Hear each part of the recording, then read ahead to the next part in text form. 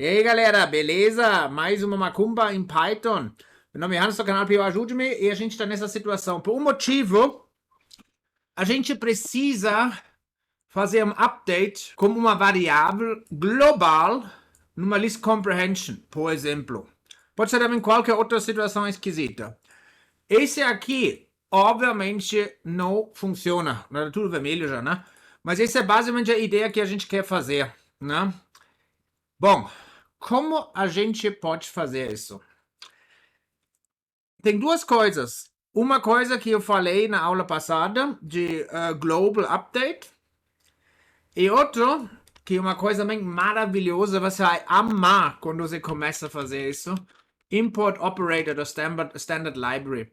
O Operator, basicamente, ele coloca tudo em funções que normalmente não são funções. Todos os negócios aqui você pode chamar como operator. Esse é maravilhoso. Eu uso muito em list comprehensions. Quando você simplesmente não tem como usar algumas coisas, eles vão fazer. A gente vai usar um iadd. So, vamos copiar aqui. Bom, então aqui a gente coloca variável e So, será que isso vai funcionar? Sim ou não? E não. Porque ele não tem o direito de modificar isso. É a mesma coisa quando você tem uma função.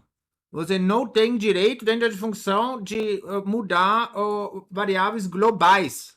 A não ser que você especifica esse negócio, né? Então, a gente pode fazer o seguinte.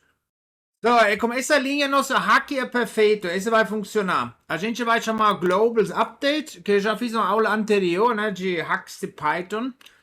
Agora a gente sabe que variável é i, a gente precisa passar aqui um string.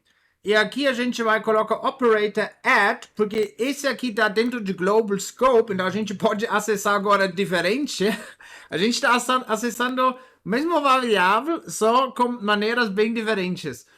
E agora a gente pode adicionar. E, como você está vendo? Eba! Né? Isso é bem útil quando você quer ter um counter fora, ou você tem um thread, sei lá o que, um update, não sei, mas é uma maravilha saber que existe simplesmente. Já basta. Muito obrigado por assistir, a gente vai ver na próxima aula. Tchau, tchau.